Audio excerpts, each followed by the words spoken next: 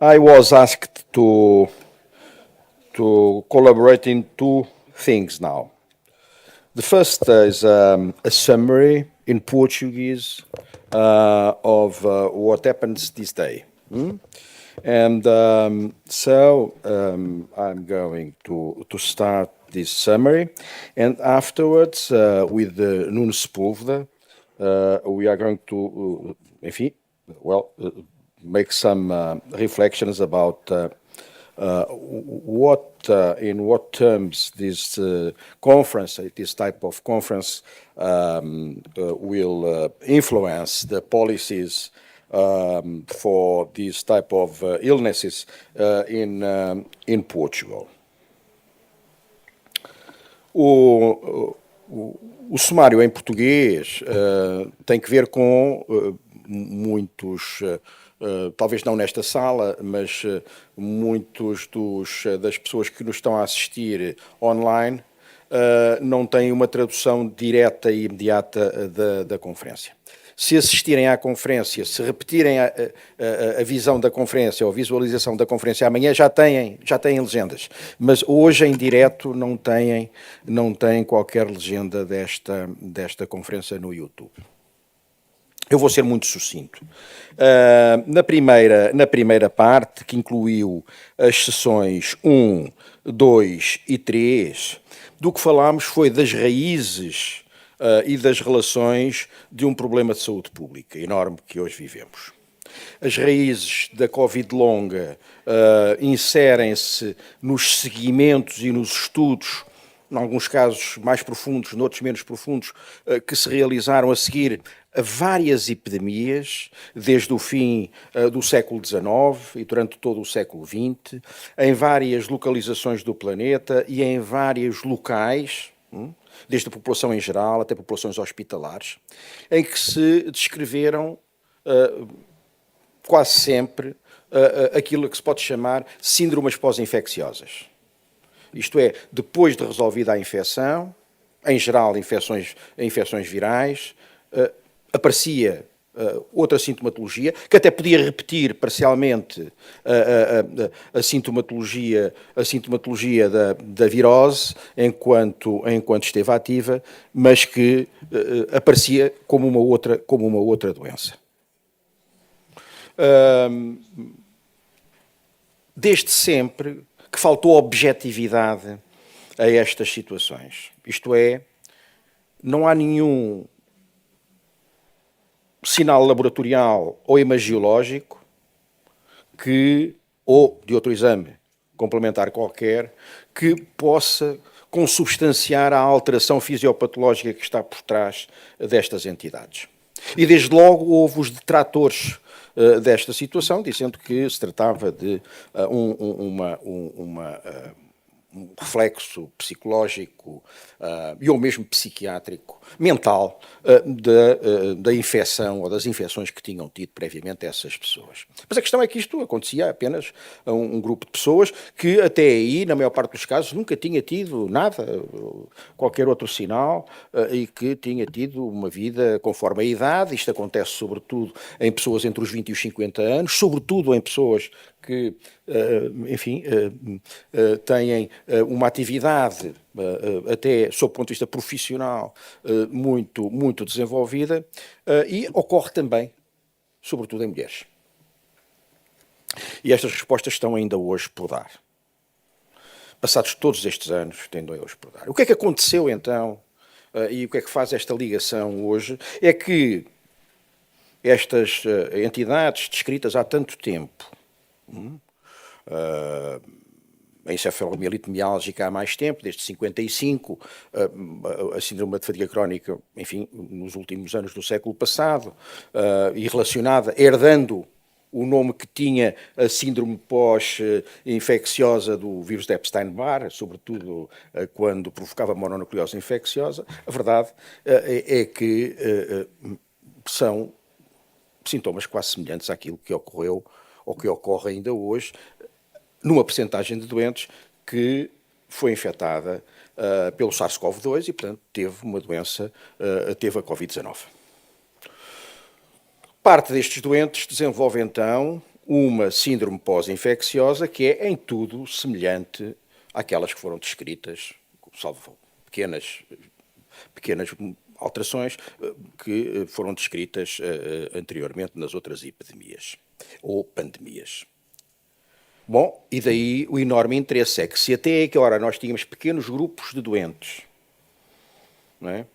Que desenvolviam estas síndromes pós-infecciosas em grupos restritos de epidemias, a verdade é que isto, uma pandemia, como mencionou logo no primeiro ano de medicina o meu professor de estatística, pequenos números de grandes números são grandes números. E, portanto, pequenas percentagens de grandes números, e a população mundial esteve potencialmente toda infectada, evidentemente que, mesmo sendo pequenas percentagens, são grandes números. E sendo grandes números, como o Luís Nácula aqui demonstrou há pouco, de uma forma teórica, mas é verdadeira seguramente, o que aconteceu foi que, de repente, nós triplicámos ou quadriplicámos o número de pessoas que têm este tipo de sintomas e, portanto, o interesse dos profissionais, das autoridades, dos jornalistas, aumentaram também. E, portanto, isto tem uma clínica que é bem conhecida, tem uma abordagem terapêutica que é muito difícil, porque não conhecendo a fisiopatologia, evidentemente que temos uma abordagem que é sobretudo sintomática, não é? E temos uma aproximação de, nem sei se lhe é de chamar outras disciplinas, mas temos uma aproximação de outras abordagens terapêuticas que não são as tradicionais e que podem aumentar até a má visão que alguns médicos têm desta patologia. Podem ser muito úteis ao doente, e nós discutimos aqui também com o Luís Nácula há pouco, algumas delas, mas para alguns médicos isto pode afastá-los deste interesse, sabendo que as pessoas estão a utilizar polivitamínicos ou acupuntura ou outros tipos de abordagem que não são os tradicionais. Depois, na sessão seguinte, quando falámos na sessão 4, 5 e 6, são um conjunto de sessões, nós falámos da clínica, do tratamento e do seguimento destes doentes, sendo que a primeira apresentação foi feita por vídeo, mas as outras apresentações foram feitas aqui presencialmente e a clínica foi apresentada de uma forma muito clara pela doutora Lucinda Batman e depois o Luís Nácula apresentou, sobretudo, uma abordagem terapêutica atual deste tipo de situações. Falta-nos sempre o pé quando procuramos ter uma abordagem fisiopatológica dessa mesma terapêutica. Da parte da tarde nós tivemos uma abordagem completamente diferente desta situação. Deixámos a clínica e passámos a falar da representação. Como é que estes doentes se podem fazer representar nas decisões que lhes dizem respeito? Como é que podem ser defendidos no dia-a-dia, quer, enfim, por médicos, e a primeira mesa teve que ver sobretudo com isso, que o António Vaz Carneiro moderou, como é que eu posso agradecer aqui à Dora Sargento, que foi mobilizada repentinamente, em 10 minutos se preparou para esta entrevista, dada a incapacidade momentânea da John, e que, de facto, decorreu de uma forma, enfim, que eu acho extraordinária e que nos veio dar uma ideia do que é necessário fazer, e está tudo quase por fazer. Felizmente parece que não é só em Portugal, e isso não me deixa satisfeito, quer dizer, mas pelo menos deixa-me reconfortado que não é só em Portugal que isto acontece um pouco por toda a parte.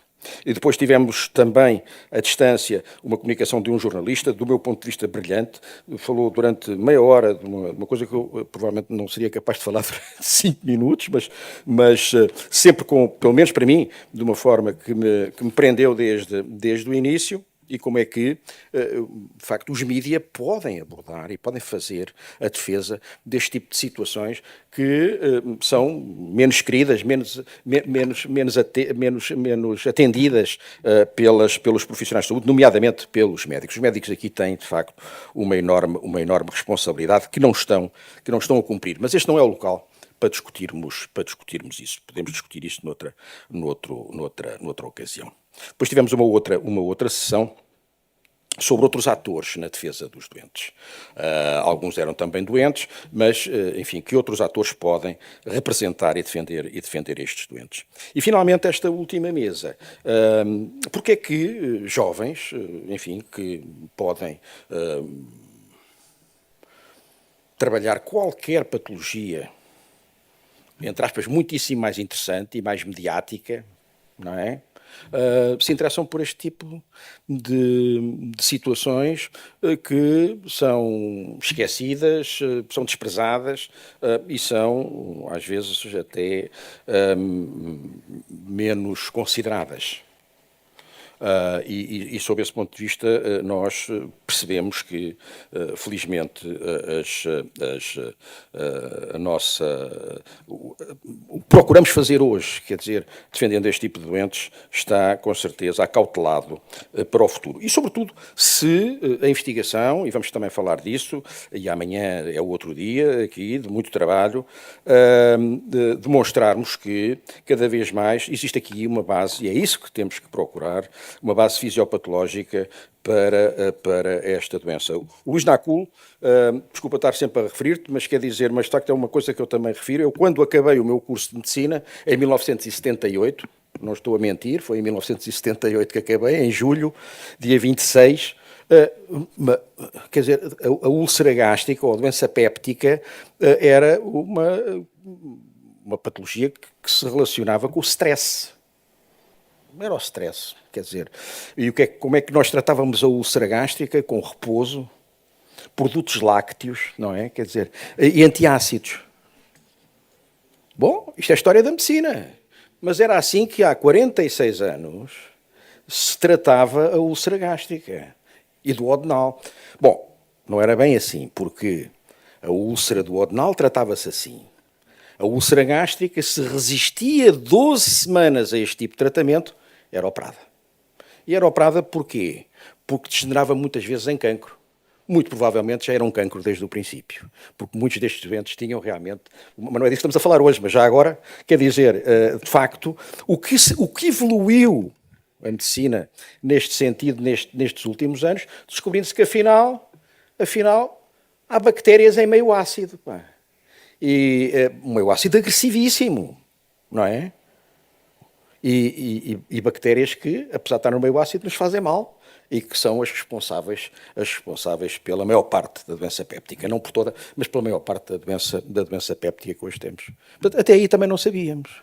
Eu sei lá se daqui a meio ano, 6 anos, não sei quanto tempo, não vamos, obviamente, e espero que sim, encontrar a causa para esta entidade.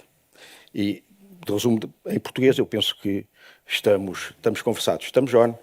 Acho que resumiu bem o dia de hoje. Muito obrigado.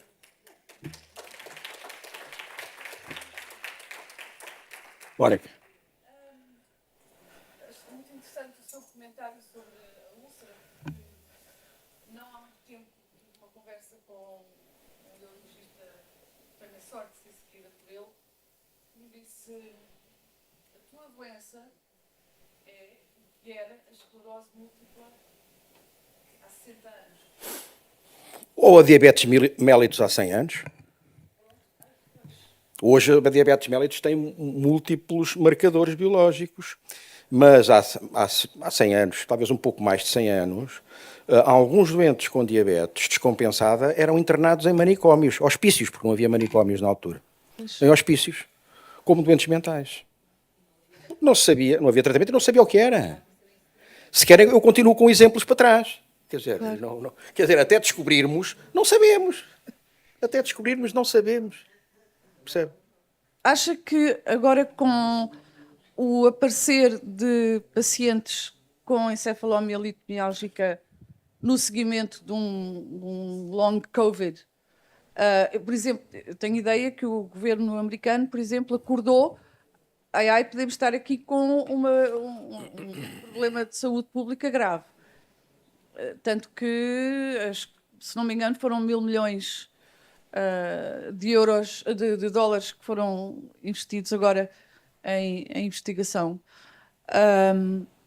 Acha que há... O que é que prevê, Sr. Professor? O que é que prevê? Eu, se não acreditasse nisso, não estava aqui. Claro. Não estava aqui, não. Quer dizer, vamos lá ver. Uma coisa é nós termos 40 anos, outra coisa é termos 68, como eu tenho. Eu já não tenho tempo a perder. Eu só faço mesmo hoje as coisas em que acredito.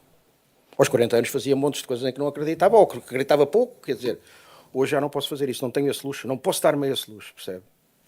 Até eu quero crer que sim. Agora, mas não sei, eu não sou futurologista, pá, não tenho bola de cristal, nunca fiz adivinhação, porque seria péssimo, mas quero crer que sim. Que estamos a caminhar para isso e o exemplo desta conferência, eu aderi a esta conferência, que, como eu disse logo ao princípio, hoje de manhã, de que a Joana é o corpo e a alma, a verdade é que eu aderi a esta conferência porque acredito que isto pode ser muitíssimo útil. Porque se eu não estava aqui, estava a fazer outra coisa qualquer. Não sei o que, mas estava a fazer outra coisa qualquer.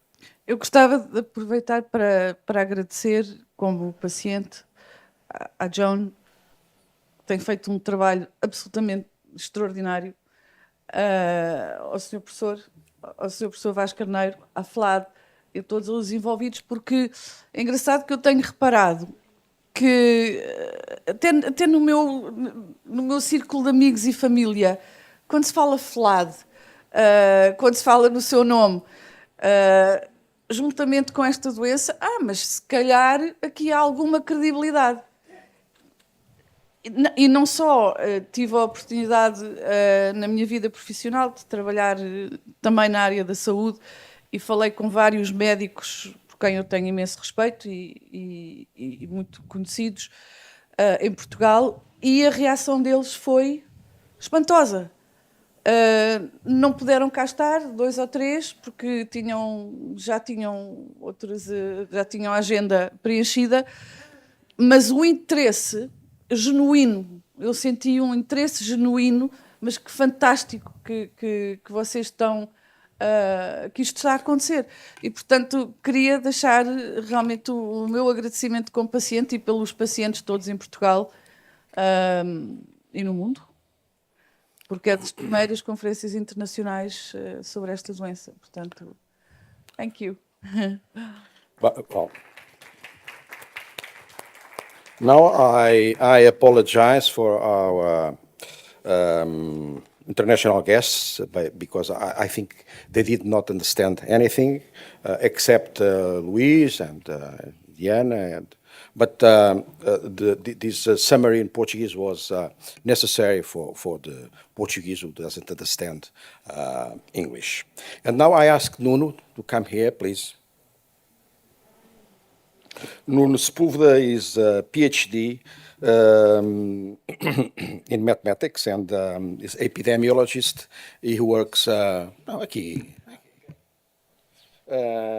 he works now in Warsaw University of Technology, Center of Statistics and its applications at the University of Lisbon. Also, it is one of the sponsors of this meeting.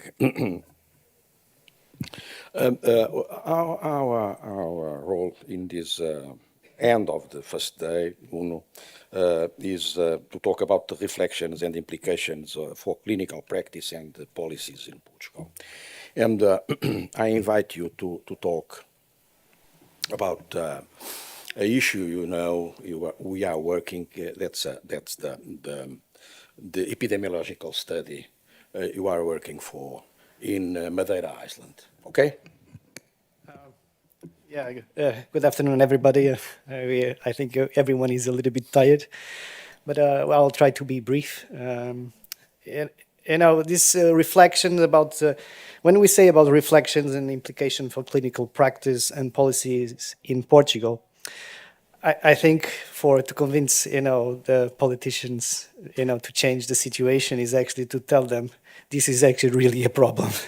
And for that, we need to have data, and the data has to be done in this kind of like epidemiological settings. So I foresee some difficulties in doing this kind of studies. Luís Nacul and Ileana Lacerda can can testify the difficulties of doing an MECFS epidemiological study in the UK. Because most of all, because we don't have a biological biomarkers. So the epidemiological study has to be done in a different way. So we have to exclude the diseases that can explain fatigue and that will, I would say that we have to have almost like two components. Probably one that is like community-based. So you have to go to the communities, apply the diagnostic criteria in a more like a broader sense, in a way, and then try to exclude afterwards. And then a little bit more active,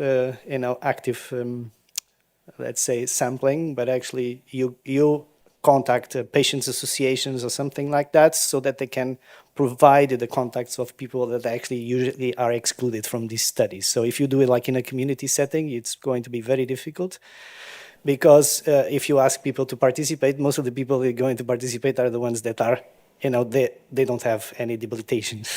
And so in this situation, the disease, you have to have some kind of a different approach. So the Professor Jaime Branco, contact a região autónoma da Madeira. We discussed a little bit about doing this epidemiological study. First, we had a very ambitious goal to actually do it in the whole country, but we came across that the best solution is actually trying to demonstrate the principle first, and so for that we need to have focus a little bit more like in a smaller scale population, a little bit more controlled. So island settings are perfect for epidemiological studies. And I think Professor Jaime Branco may explain you a little bit more about. In epidemiological terms, the islands are laboratories, and you know about that much more than me. And the disease, COVID-19, in the Madeira region was very well managed, very well managed.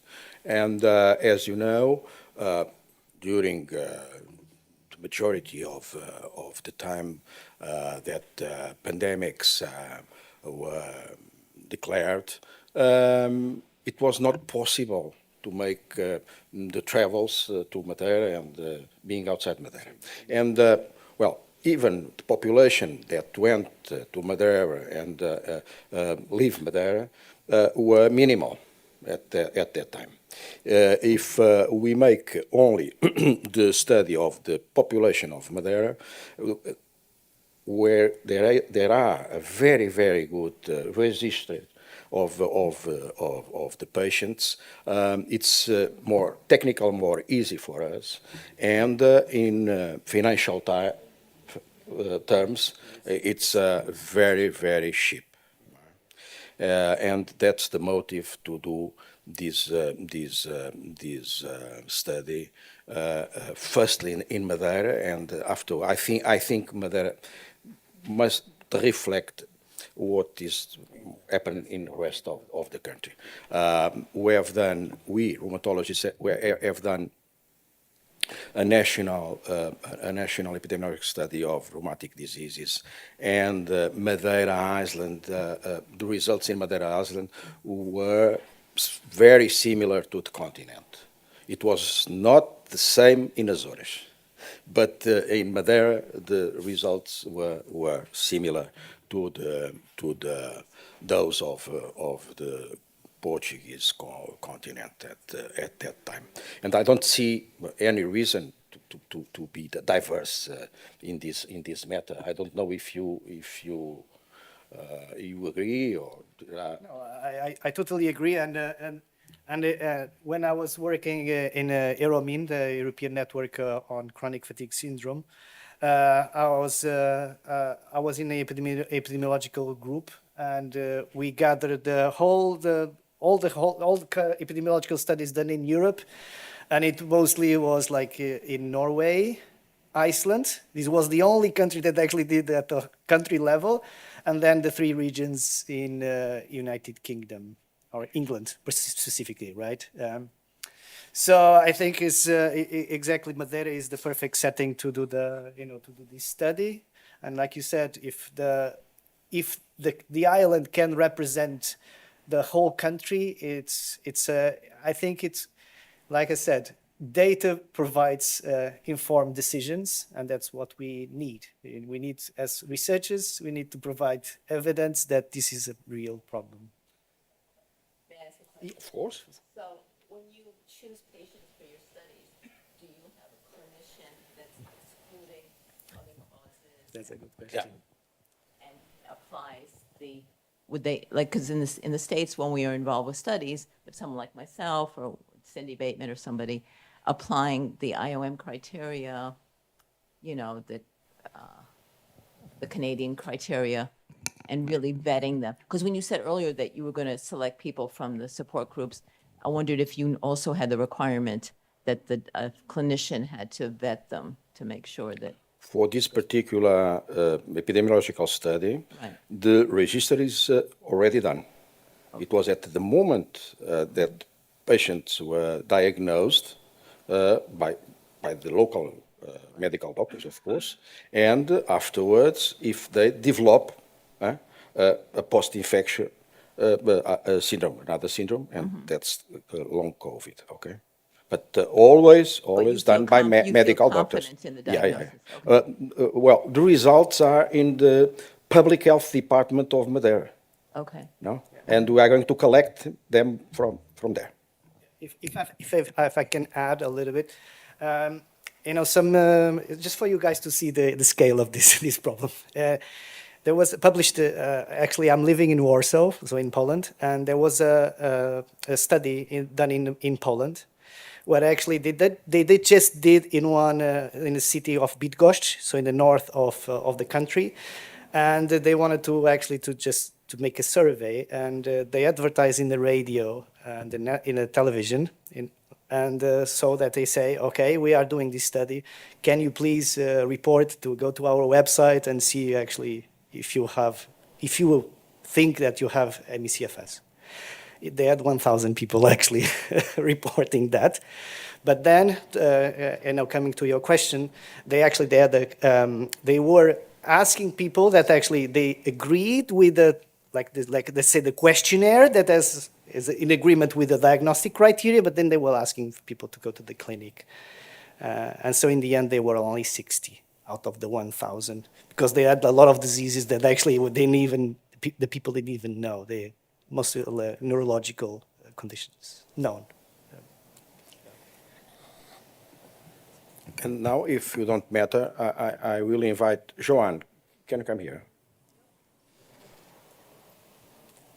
And because I think the second issue we must debate of the interest of this first day to Portugal is the awareness. The awareness for the whole population, the awareness for patients and families and caregivers, the awareness for doctors and other professionals, the awareness for politics, the awareness for media. Well, what do you think about it? Well, I think we've had many patients crying in the wilderness for many years. I think Monica is testament. Perhaps she's probably one of the case studies here in Portugal, living with the illness now for close to 3 decades, and clamoring for help. And so I think in the last year or so, we've seen a lot of momentum in civil society with the formation of new groups, Enfrentando em Movimento, the establishment of the work group with MIOS, and then just groups of patients coming together over the last 6 years to provide advice where clinician guidance was lacking, where scientific information that was filtered and filtered through the eyes of practiced clinicians and patients that have been living with this illness and are thoughtful about this. So I think we're really at a turning point. And now that we have these wonderful allies internally within Portugal and internationally, we can bring the awareness and the various efforts that are being carried out internationally to reverberate within Portugal and vice versa. So I think we're in a very good spot. I think so. Much better than we were 5 years ago, 10 years ago, 20 years ago. And I think also now we have very important allies in the Brazilian community. We have to recognize that this is a problem that affects many Portuguese-speaking people. We have a dearth of materials for training physicians in Portuguese, resources, publications. And so in joining together with the Brazilians and with other Lusophone communities, we've been able to really multiply our work and our projection. Because this illness has struck so many in the health professions, particularly in the Brazilian group, we have dentists, we have neurologists, we have nurses, we have scientists that have come down with this illness. I mean, Brazil is a very big country.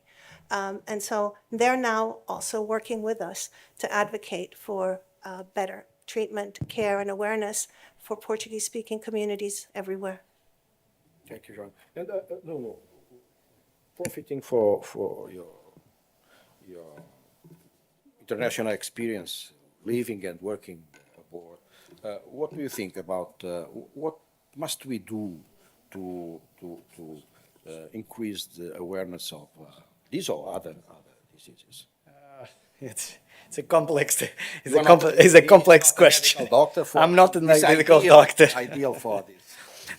But I think everything is about education.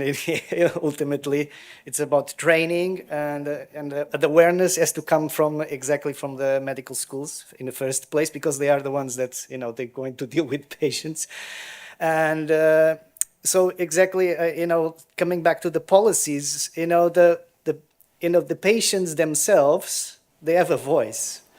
But I think the governments, unless the patients will go out, like I've seen in some documentaries, but that the patients go to the front of the parliament and they put all the shoes in front of it and they say millions missing. But at the end of the day, I don't know. NICE as the patient's representative, right? But the medical doctors have a very strong voice. So if we reach the medical community, they can lobby for that, because patients themselves, unless they block the highway, is the only way that they can be heard in a way. So, Thank you. Well, we are ending this first day of our conference, and I thank you and for yeah. For talking too much. Okay.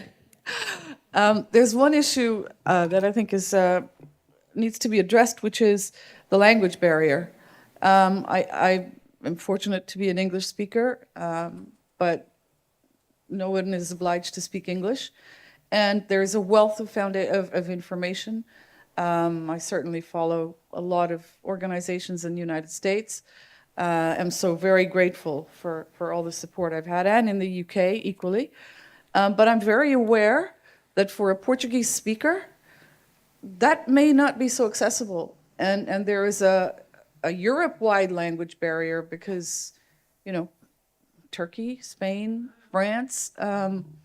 So that, I think, maybe is an issue that could be addressed in some way in spreading the word, is, trying to get the message across. And, there's a wealth of information here. We have come such a long way, incredibly long way. And people are suffering unnecessarily to a certain degree. As you know, this illness has different levels of severity. But there are certain things that can be done to prevent damage to a certain extent. And there's a wealth of information that needs to be accessed worldwide, really. So, communication. Thank you. Can I just add? So, at least maybe we didn't reach the right audience, but actually you can go to the Euromin website and you have information in Portuguese. We've done the translation. The Euromin, the European Network on Chronic Fatigue Syndrome. You have a lot of documentation in all the European language that at least they were represented in the network. So you can have that at least the documentation. But one thing that you all have to think about is that when you talk about global burden of disease, ME/CFS is not there, and this is a problem, and this is a big problem. It's not represented as a disease. So if you want to do like kind of like burden of the disease in the population, this is going to be a blockage because you don't have data. So as long as you don't have that recognition, we have to create it. Thank you. Any other question or comment? If not, well, I thank you for your presence and participation in this first day. And, well, I have a message for those of you who are going to return to the Hotel Azores, and you went by the bus. The bus is at 6:30. I think. I don't know if it is possible to anticipate because we have the hand ended. No? Okay. It's 6:30 here. For all the others, I hope to see you in the morning tomorrow here at the same place, and have a good dinner, a good night. Thank you very much. See you tomorrow. We're going to Conseguimos antecipar o hotel. Que horas?